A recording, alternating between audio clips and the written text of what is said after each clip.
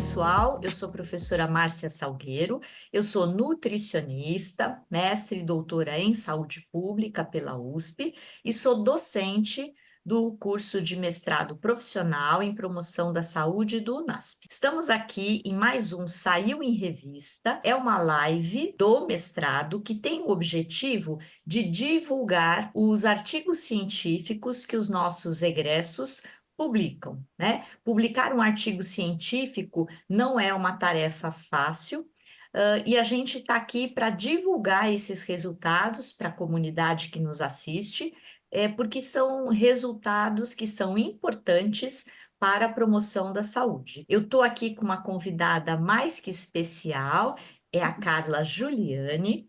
A Carla é nutricionista, egressa do UNASP, fez curso de nutrição no UNASP, eu tive o privilégio de ser professora dela, e depois ela foi fazer o mestrado na Universidade Federal do Pará, com bolsa de mestrado, desenvolveu um trabalho magnífico, orientado pelo professor Luiz Carlos de Albuquerque, e eu tive o privilégio, novamente, de co-orientar esse trabalho. Então, eu queria que a Carla se apresentasse um pouco mais, falar que área que foi o mestrado dela, e o que ela está fazendo hoje, que também é muito interessante. Vamos lá, Carla, seja bem-vinda. Obrigada, professora Márcia, pelo convite. É um prazer estar aqui falando sobre pesquisa, né, que é o que eu mais amo fazer. E primeiro, trazendo aqui algumas informações do que eu faço atualmente, também falo do mestrado. Eu, eu sou nutricionista, como o professor explicou, fiz mestrado em neurociência e comportamento, na linha de pesquisa de análise do comportamento, no comportamento alimentar. Eu sempre enfatizo essa questão. E atualmente eu sou doutoranda em psicologia experimental, em uma temática um tanto. Nós adicionamos uma linha de pesquisa, né, no meu currículo, porque geralmente trabalho com comportamento alimentar, mantenho essa linha, só que Sim. agora a gente está estudando feminismo na ciência, né, na perspectiva da análise do comportamento, para a gente estudar aí o que mantém as mulheres na ciência e o que também as prejudica na ciência, no sentido de mantê-las, né, nessa área, né, de pesquisa. E o doutorado está sendo na USP, na Universidade de São Paulo. Isso, na Universidade de São Paulo, no programa de psicologia experimental, né, com bolsa também pelo CNPq. Eu queria que você falasse, né? A Carla é uma aluna brilhante, né? Eu tenho muito orgulho. Ela publicou, inclusive, mais de um artigo, fruto do mestrado dela, e hoje ela vai contar um pouco para a gente de um desses trabalhos, que é um tema extremamente interessante. A gente estava conversando um pouquinho antes de entrar, muito relevante na discussão atual, quando a gente fala, né, em alimentação saudável, em comportamento alimentar, é algo que precisa ser divulgado. Então, Carlinha, eu queria que você falasse para a gente qual foi o título desse artigo, né? E falar para a gente qual foi o objetivo desse artigo que você vai contar para a gente. É importante falar que ele é um oriundo da dissertação de mestrado, né? Nós fizemos 3 artigos da dissertação. E eu gostaria de falar primeiro, já existia um objetivo ali de tentar estudar o comportamento alimentar pela perspectiva social. Então, o que eu via de artigos sendo publicados em comportamento alimentar é sobre sintomas, é sobre tratamento, mas pouco se falava das variáveis sociais que evocam esse comportamento. Eu vou usar uma linguagem de análise do comportamento, que é o que eu estou habituado, mas que evoca que a gente fala que produz esse comportamento e mantém ele, né? Então, a gente tentou ali identificar essas variáveis sociais que podem colaborar para esse comportamento alimentar surgir. Então, nós utilizamos ali na dissertação religião, sexo, área de conhecimento, que já eram variáveis citadas em literatura, só que a gente então tentou juntá-las, né? E a religião foi um dos fatores novos, né? Vamos dizer assim, um fator novo na literatura. Uhum. E aí nós queríamos controlar essas variáveis na questão do comportamento alimentar ortoréxico e da atitude alimentar transtornada. Por que esses dois? Porque apesar de ser considerado patológico, nós vamos entrar nesse assunto, no ponto de vista que nós tínhamos já antes, era que era um comportamento característico característico alimentar, não patológico. Então, nós queríamos ter ele de base e ter uma atitude alimentar transtornada, que já é considerado indicativo de transtorno alimentar. O que é de forma bem simples, né? O que é um transtorno alimentar? Transtorno alimentar são condutas que passam a ser nocivas, né, à saúde do indivíduo, que tem comportamentos considerados prejudiciais, né? Há uma diferença aí, nós vamos explicar melhor, da ortorexia nervosa, o que nós chamamos no artigo de ortorexia saudável, Saudável. para esse transtorno alimentar, porque existem condutas tanto de depois de compensação que são muito nocivas, né, como o uso de laxantes e Sim. coisas exacerbadas que acabam prejudicando a longo prazo, a curto prazo, médio e longo prazo, vamos dizer assim, tá? Perfeito. Eu não sei se eu defini bem o que é um transtorno Sim, alimentar, é algo que mas foge ao normal. Então, ele vai ter isso, uma questão mesmo patológica, como você falou, né? Pode vir um sentimento de culpa exacerbado, pode ter mecanismos compensatórios, não é isso? Vômito, uso de laxante, diuréticos, não é isso, cara? exato, exato. E que vai se tornando um ciclo, né? Porque a pessoa que tem uma anorexia nervosa, uma bulimia nervosa, ela acaba tendo prejuízos a nível neurológico também, né? Então acaba mantendo ainda outros comportamentos pelo prejuízo causado inicial do comportamento. Uhum, Pode começar iniciando por uma questão ali de uma relação inadequada com o corpo, né? uhum. E aí vira as práticas restritivas, e a gente diz, né, que geralmente o transtorno alimentar ele vem seguido de uma restrição Sim, anterior, né? sim. Então ele inicia assim talvez com uma questão muito básica, mas vai se tornando complexo com o tempo, né? E hoje as mulheres são expostas, né, pela própria mídia, pelas redes sociais, aliás, as redes sociais, né, de modo geral, elas acabam influenciando, né, demais ou querendo ditar, não é, Carla, um comportamento, uma ditadura de beleza, de vestimentas, de uma série de coisas, né, que muitas pessoas acabam perdendo um pouco, né, esse equilíbrio entre aquilo que eu sou, que eu tenho como um corpo, né, e daquilo que alguém acha que eu tenho que ter, né? Completamente arbitrário, sem considerar o biotipo, de onde nós viemos, etc e tal, né? Esse foi um ponto importante que você trouxe, porque eu escolhi essa abordagem na análise do comportamento, porque ele trata exatamente que o ambiente é o principal responsável por esse tipo de conduta, né?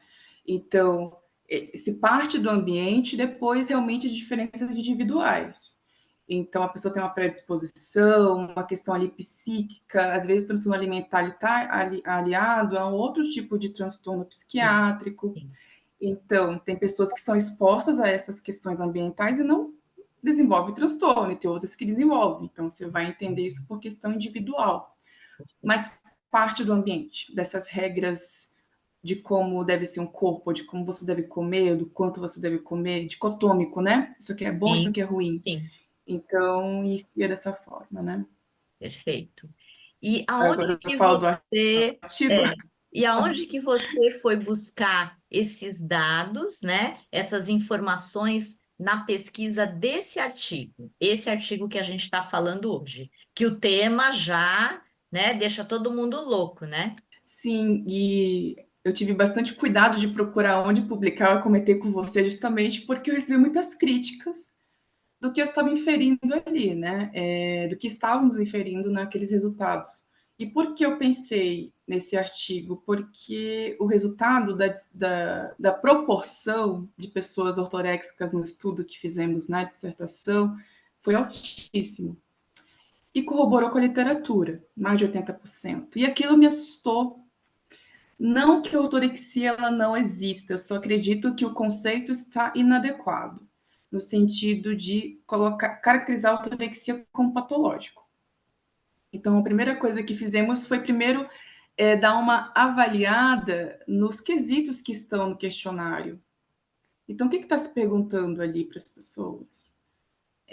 Tá, você frequenta tantas vezes a academia, você tem uma preocupação no supermercado, e eu falei, que ponto isso é patológico?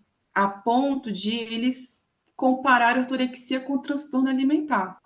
E eu vi que essas questões não abordavam isso e talvez por essa questão as pessoas respondiam que sim. O que ocorre? Nós acreditamos e abordamos isso no artigo que a sociedade sofreu modificações culturais, principalmente na alimentação, e as pessoas precisaram começar a se comportar de forma diferente. Nós vamos no supermercado, tem várias marcas oferecendo a mesma coisa, com muitos rótulos, e se você não adquirir um comportamento de questionar, de se preocupar, isso que na verdade é preocupante, não é adaptativo. Então, você precisa, na realidade, ter mais cuidados do que há um tempo atrás, por exemplo. Né? E as questões do questionário Orto 15, que eu ressalto, porque é o questionário que foi mais amplamente utilizado. Né? O Bretman, que é o autor do Orto 15, eu entendi muito a proposta dele, respeito muito, então acho que eu tive que ser muito cautelosa, nós tivemos que ser, porque ele é utilizado há muitos anos e é o principal, né, para avaliar o comportamento ortoréxico. Então, a jogada do título foi essa: ortorexia nervosa versus ortorexia saudável, uma nova maneira de se comportar, porque a gente chama isso de característico, um comportamento que eu chamo de adaptado às contingências atuais sociais e não patológico. Então, quando a gente comparou a porcentagem de pessoas com relato de ortorexia com atitude alimentar transtornada, você tem uma diferença gritante nos resultados. Então, você tem pessoas ali em 16%, 16% que foi de atitudes alimentares transtornadas, numa mesma amostra, mais de 80% de ortorexia. Então, já começamos a observar, tem coisa aqui. E no nosso resultado, a inflexibilidade comportamental, que é o comportamento de seguir regras, teve uma relação com atitudes alimentares transtornadas, mas não teve relação com ortorexia nervosa. Então, a gente viu ali que aqueles resultados indicavam alguma coisa, precisávamos falar disso. Então, esse artigo, ele praticamente foi utilizado apenas com o resultado da ortorexia nervosa, e depois uma revisão breve de literatura dos resultados com o Orto 15, que era geralmente acima de 80%, resultado de acima de 90%, e é preocupante classificar mais de 90% de uma amostra com pessoas com transtorno alimentar. Então, o que nós falamos no artigo realmente as pessoas estão com ortorexia, mas o que é ortorexia? Vamos repensar esse conceito. Vamos colocar ele mais como um conceito de comportamento alimentar característico, uma preocupação com a saúde, e nós ressaltamos isso, é uma preocupação com a saúde, mas não patológica. Não há comportamento de compensação, de restrição, há até, posso dizer, uma consequência aí de qualidade de vida na ortorexia nervosa. Então, acho que foi isso, assim, né? E nós tivemos que fazer uma procura nesses resultados bem recentes, inclusive, que ainda usam o questionário Orto 15, e a preocupação, como Carla, pesquisadora, doutoranda, era assim, vão olhar o nosso artigo e vão falar assim, tá, essa minha está questionando um questionário que está estabelecido, que é Mega amplamente citado, validado. Sim, sim. validado, e eu volto a dizer, não questiona a validade Sim, dele não é o como questionário, questionário. né? Sim, sim. O que precisa ser avaliado é o que se pergunta ali, né? E eu queria que você falasse assim um pouco, né? Esse questionamento que você levantou e levanta, eu acho maravilhoso, né?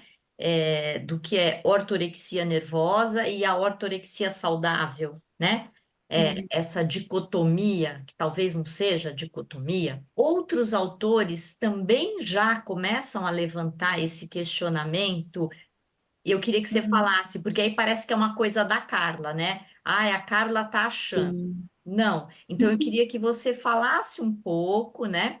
E que mais ou menos se você consegue lembrar, e eu tô te pegando de calça curta, Sim. datas que você tenha lido, datas que você já tenha lido, né? sei lá, publicações no ano 2000, por exemplo, de autores que já começam a fazer esse mesmo questionamento que você traz no artigo. Até porque, né, Carla, até vou comentar um pouquinho, né?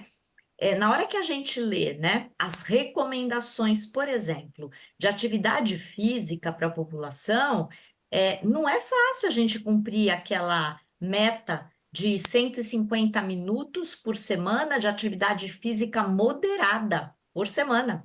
Então, ou seja, Uhum, aí, né, essa avalanche de informações, não a ultraprocessado, coma alimentos in natura, né? Agora a nova rotulagem, alto em gordura saturada, alto em açúcar, alto em sódio. Ou seja, nós estamos, né, principalmente os profissionais da saúde, bombardeados de informações nesse sentido, né? E levando agora para o transtorno alimentar, não ortorexia, levando para o transtorno patológico, a gente sabe que a prevalência entre profissionais da área da saúde, nutricionista, a educação física não está no bojo pelo MEC na classificação da saúde, mas é um profissional uhum. ligado, né, às temáticas da saúde, tem uma prevalência maior, né? Então, eu queria que você falasse um pouquinho, né, que não é a Carla que está questionando, né, o conceito. Mais ou menos há quanto tempo já começaram essas publicações? Você fez uma pergunta bem difícil, porque eu não vou lembrar. Eu teria que puxar, inclusive, o artigo, mas é anterior, né, a esses questionamentos. Eu lembro que foi feito um estudo que o autor, eu tenho até medo de errar o nome, mas eu vou chutar aqui que é Strahler, alguma coisa assim, que eu É. cito no artigo. Hum, É, eles falaram que a ortorexia nervosa existia ali uma questão de ortorexia saudável, que os comportamentos saudáveis eles ficavam sobrepostos aos comportamentos prejudiciais. E aquilo também foi muito importante. Então, tá, podemos ver uma conduta aqui que pode ser realmente desgastante, que é como demorar muitas horas para preparar uma refeição, por exemplo. Pode ser desgastante. Mas ela não superava no prejuízo, nos benefícios dos outros comportamentos, né? perfeito. Então, e essa é uma questão muito importante, porque nesse sentido de colocar essas regras alimentares, as pessoas vão tentando se encaixar, inclusive, numa rotina que não favorece esse tipo de regra alimentar, como você mencionou, né? Então, dependendo até de uma questão geográfica. Ah, Sim, mas basta você levantar e fazer uma caminhada.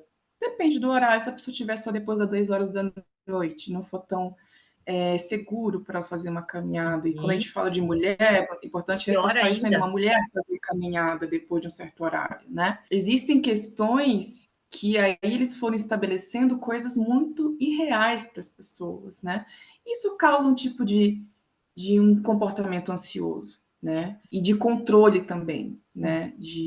Enfim. E aí a alimentação, ela começou a ser essa questão de dieta realmente muito restritiva e de que nada pode, né? E deixou de ser uma alimentação. E algo saudável, Então, aliás, algo prazeroso, algo cultural, algo social, não é? Eu falo que cada pessoa tem uma história alimentar que ela se encaixa na história de vida, né? Ou seja, eu exato. brinco, né, que eu tenho dois filhos.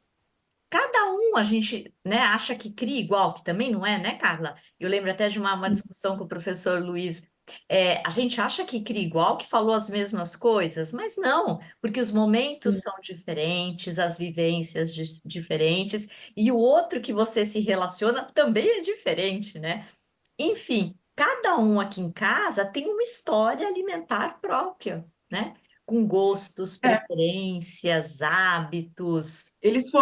os seus filhos foram expostos ao ambiente master, vamos dizer assim, ambiente de casa, mas eles foram expostos também em ambientes diferentes, faculdades diferentes, colegas diferentes, né? Estilos Amigos, de vida que faz as pessoas entenderem essa questão de forma muito diversificada, né? E oposta por vezes, assim. perfeito. Então, não tem como, né, controlar dessa forma, assim. E uma das perguntas, inclusive, que eu lembrei agora do Horto, é que eles colocam: "Você tem hábito de comer só?". Mas se a E é uma pessoa resposta mora sim ou só, não.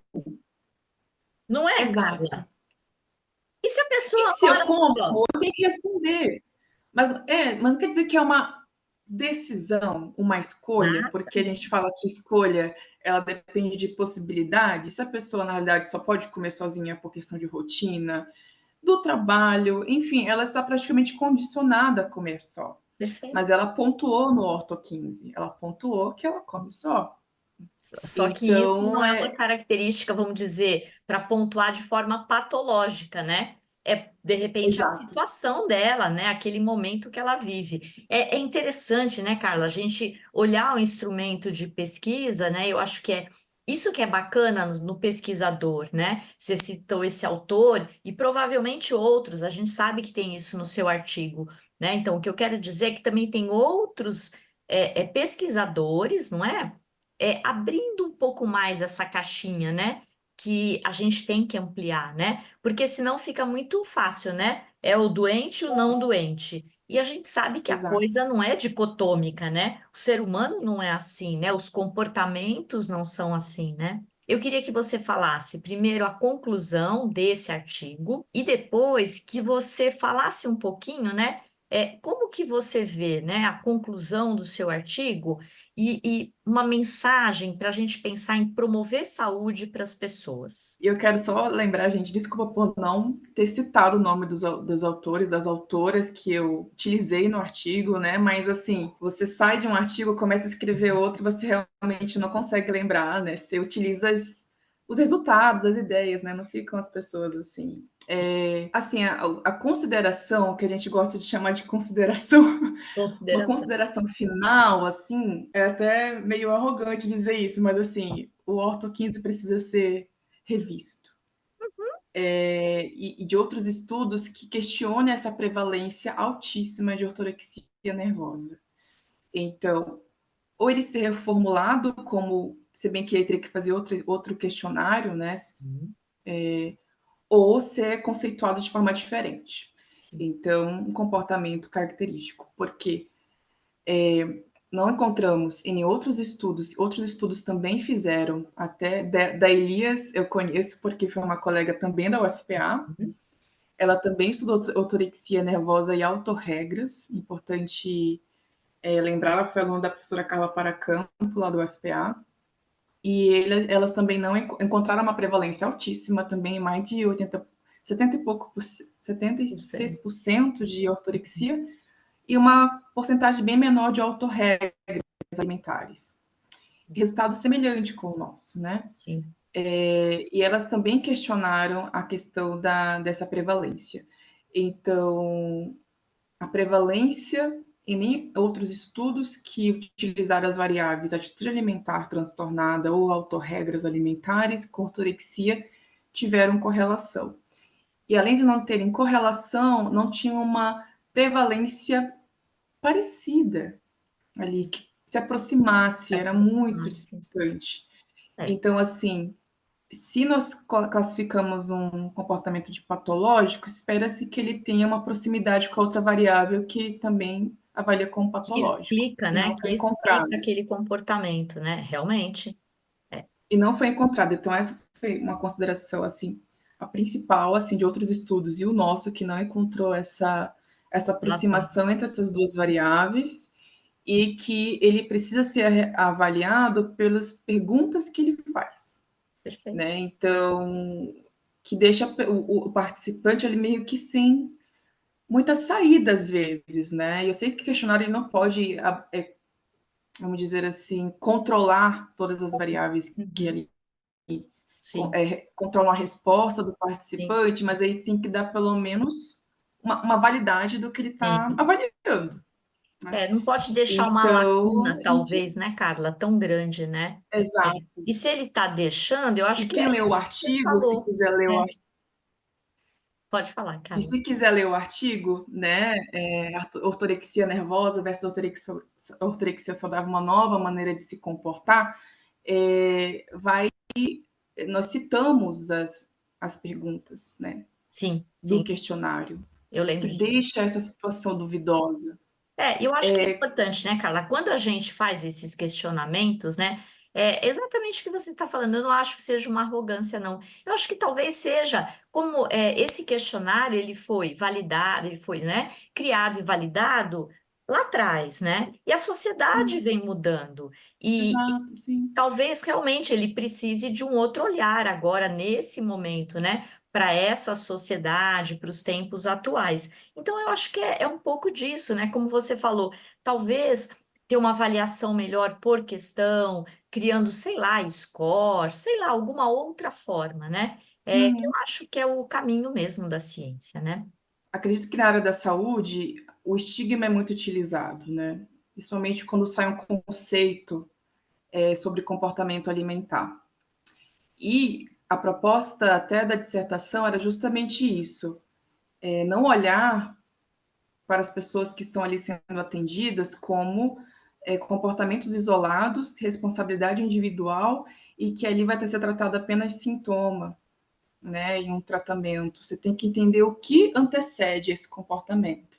Então, como promoção, entender as questões sociais que podem controlar esse tipo de conduta alimentar é de grande importância. Aí eu acho que a promoção ela depende da identificação dessas variáveis, porque aí você promove e não trata, né? Tipo, então a gente já sabe que é utilizado na anorexia nervosa, na bulimia nervosa, no, na compulsão alimentar periódica, a gente sabe, os tratamentos estão bem estabelecidos.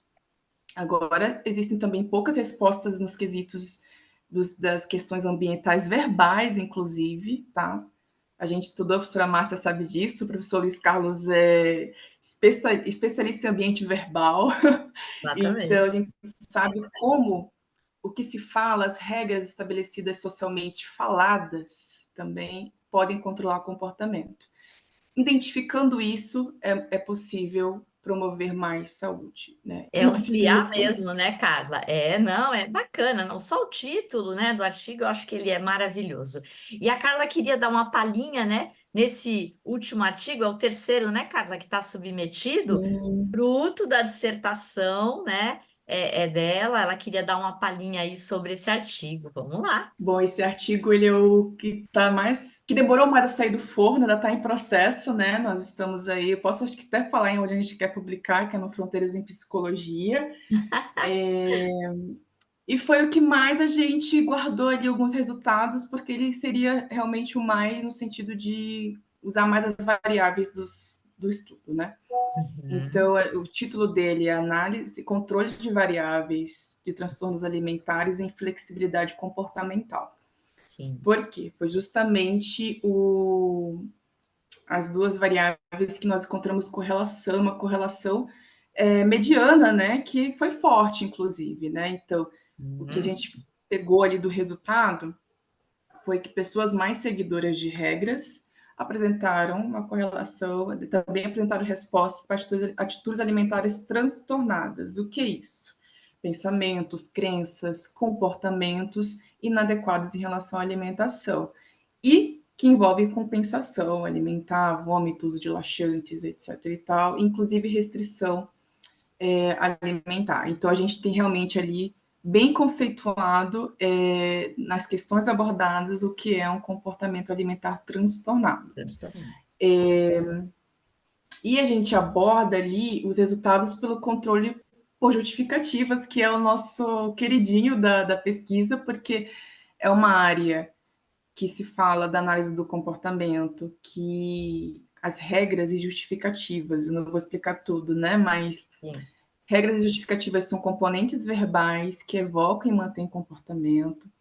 Então a gente diz assim: olha, não coma isso, é uma regra. Porque olha, fulano ali, fulano conseguiu emagrecer tantos quilos, justificativa do que observar, está indicando a quem observar. E pode parecer uma coisa assim, mas controla comportamento. Dependendo do repertório do indivíduo, controla comportamento.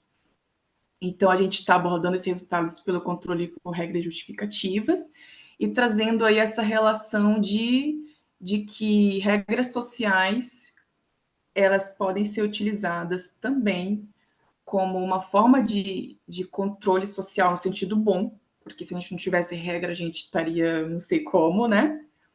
Mas que dependendo de como ela é Nada. utilizada, inclusive pela história individual, pode ser de uma forma inadequada, prejudicial, né? Então, esse artigo aí fica esperando, quando ele for publicado, a professora Márcia vai informar aí, mas é esse artigo aí também. É Boa, isso. Carlinha, muito bom.